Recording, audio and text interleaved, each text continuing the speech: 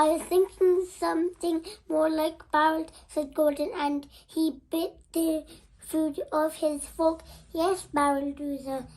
That suits you just fine, he said, and everyone at the table laughed, Bunky included. For the whole rest of the week, every time Mr. Hodgepodge called me Barry, Gordon smugly shouted barreled, and everyone laughed, Mr. Hodgepodge included. Then it was Fry, which I thought of being dreading, see, as I was sleeping over at Gordon's, even though I wasn't sure if I was invited.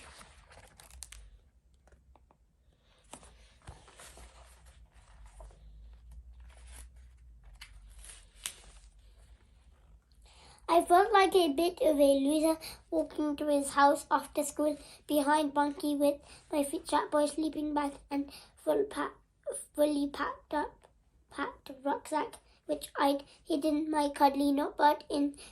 I'd made sure it was switched off because I didn't want it saying not after everything everyone said, which it does when it turned off on. Halfway down Gordon's Road, I spotted an empty packet of cola-flavored nutbirds sitting in the gutter like a plastic leaf. Salute, I shouted to Bunky. You know how I said 3 thumb burritos, thumb sweets were my favorite? That was before I saw Fico's cola-flavored nutbirds.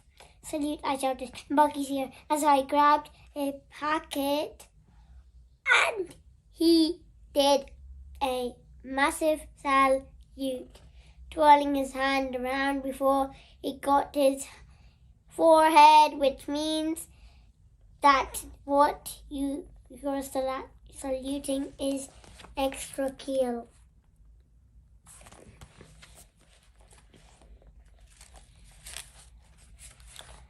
We ran up to the checkout, blown off with excitement, and bought 5 packets each, my buying 6 so that I had no more than Bunky.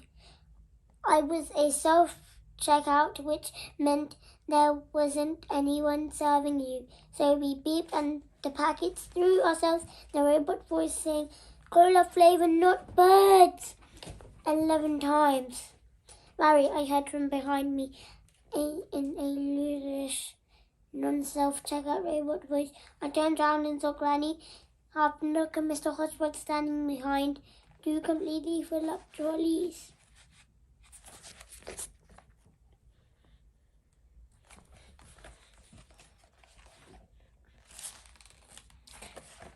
I'm out of here, said Bunky in his rubbish self-checkout voice. He zoomed off at super nutbird speed, probably because he didn't want anyone thinking Mr. Hodgepodge was his granddad, and I don't blame him either. I hope you're not going to eat all of those at once, said Granny, grinning her false teeth at me. Whatever, I said in my self-checkout robot voice, backing off from Granny and Mr. Hodgepodge in feature boy slow motion, like in the episode where he was about to be eaten by a giant robot grandma.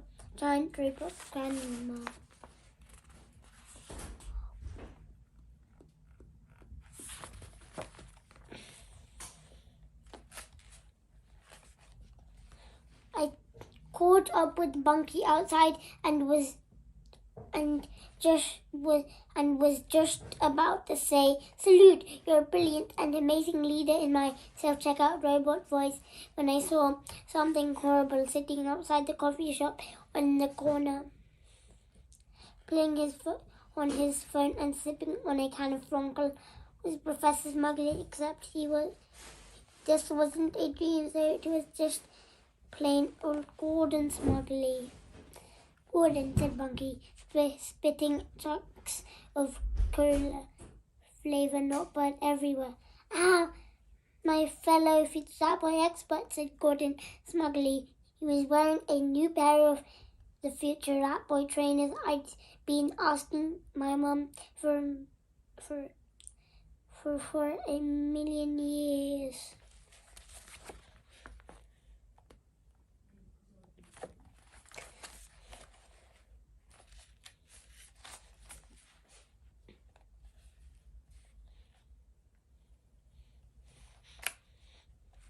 I wanted to talk to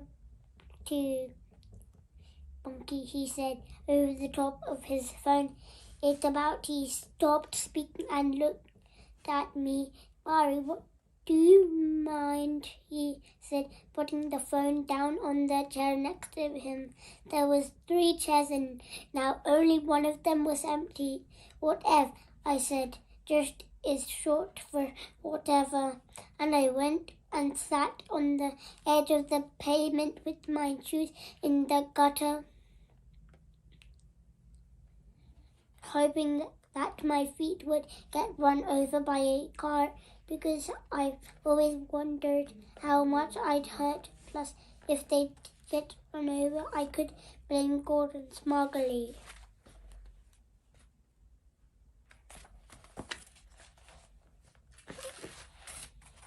The sun was going down in the sky, and from where I was sitting, it was the same size as a cola flavored nut, but I held one of the sweets up against the sun and it glowed like a giant cola flavored star.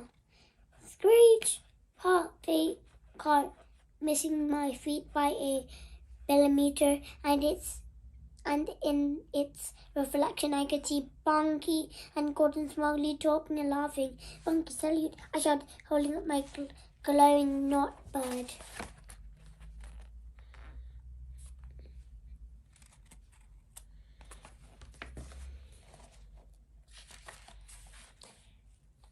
Not now, Barry, said Bunky, and Gordon shook his head like a mum would about her annoying child. After the time it takes to watch about 3 episodes of Future Hat Boy, me and Bunky left.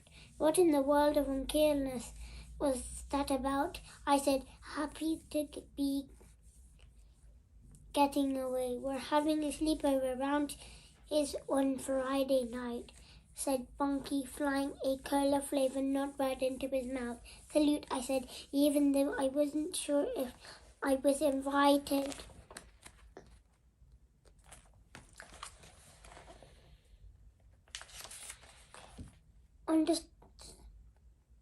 And suddenly it was Monday, which I haven't got round to shortening yet. But when I do, I'm thinking of calling it Monkey.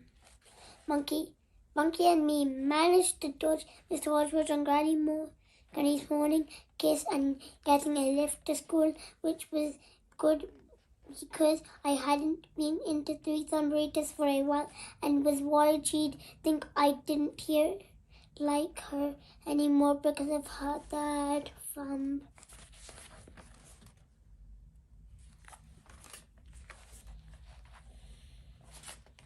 Marilu's, I'm #1 customer, she said as I came through the door, playing at Kill times 10. I haven't seen you for a few days.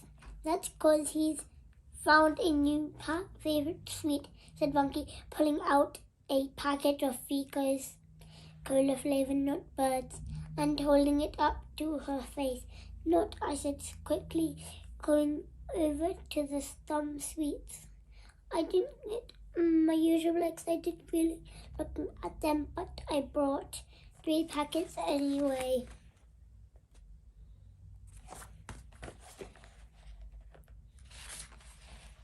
I opened one and poked a thumb into my mouth. I love the nail bit, I said, and I used my tongue to slot it into the hole where one of my teeth had fallen out the week before. Look, I've got a thumb growing out of my gums, I said. How's your granny? Said Rita, because they went to school together a million years ago. Granny has a photo of them when they were my age, but I don't believe it's real. wrinkling, I said, and Bunky snorted. After that, we completely ran out of things to say, so me and Bunky laughed.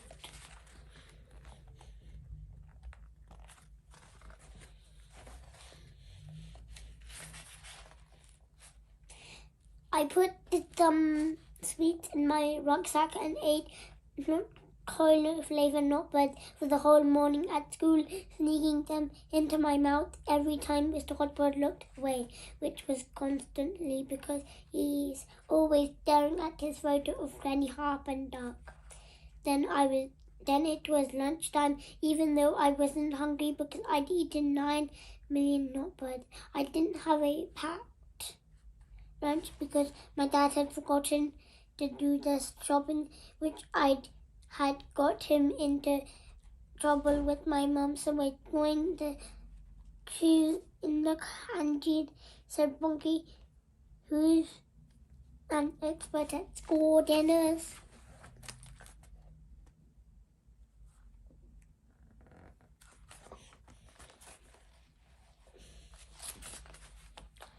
Make sure you get a good glass, said Bunky, taking one off the top of a stack and turning it upside down to look at the bottom. Yes, a 3, he said, holding it up to my face.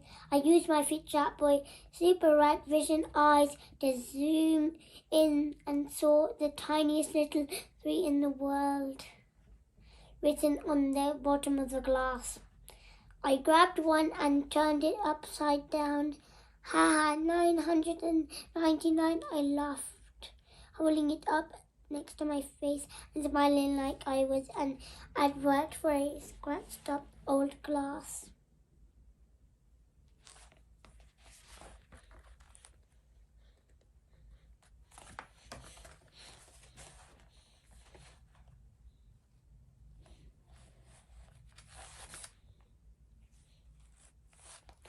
Oh, bad luck, loser, said a smelly voice behind my shoulder, and it echoed in the empty glass and went up my ear hole and into my nose.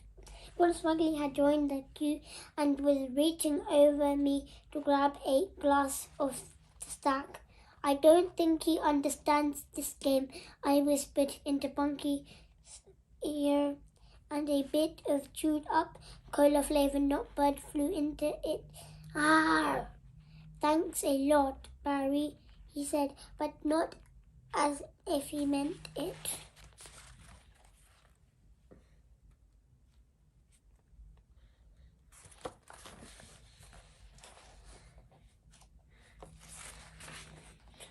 Number 1, naturally, said Gordon, holding his glass up, and from everybody's jealous faces, I realized that maybe 999 wasn't such a good number after all.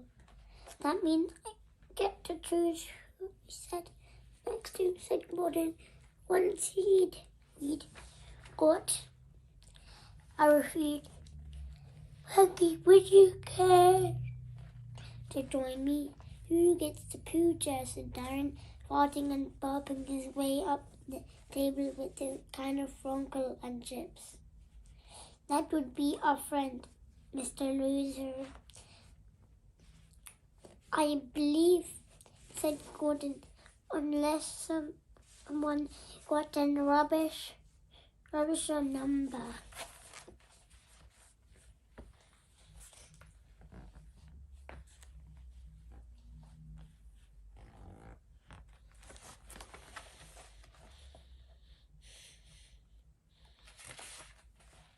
So that was how Bunky ended up sitting next to Gordon at the top of the table with me at the end on the only chair that was a cushiony seat, which was actually quite comfy.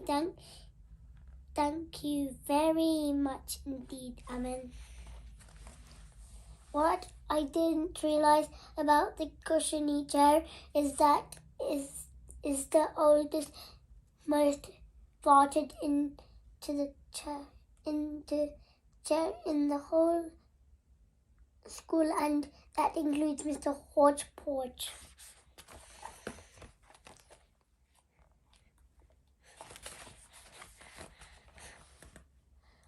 first, I was quite enjoying sitting on it, and I did a little blow-off to celebrate, feeling it seep into the fabric. Then, as I got more comfortable and the cushion bit heated up from my bum being on it, I noticed a disgusting smell seeping up from between my legs, and it wasn't my blow-off. Pooh-wee! Larry, you're getting more like your grandpa, Mr. Hotwood, every day, said Aunt Maldo, who was sitting 2 seats away from me with a gap in between us. There's always a gap next to Anton because of his invisible friend.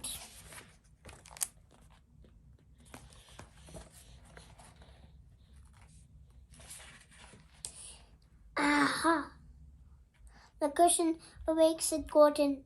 Leaning forwards, he sliced a pea in half and pushed it onto his fork next to a cauliflower nut-sized piece of potato.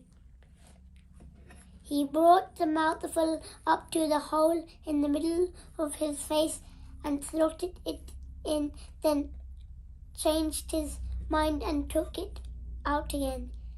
Looks like the poo chair has found its rightful owner, he snorted to himself, and everyone else laughed, but not like they had thought it was that funny.